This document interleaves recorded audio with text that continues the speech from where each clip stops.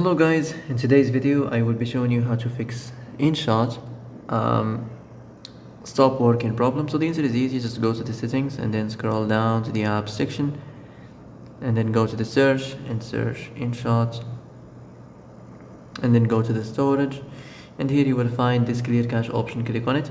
Now you can go check it if it worked, and if it didn't you can try to restart your phone or turn the Wi-Fi off and on, or the Bluetooth or the airplane mode.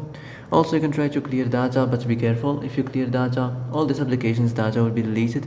This includes all files, the settings, the accounts, the databases, etc. So be careful if you want to clear your data.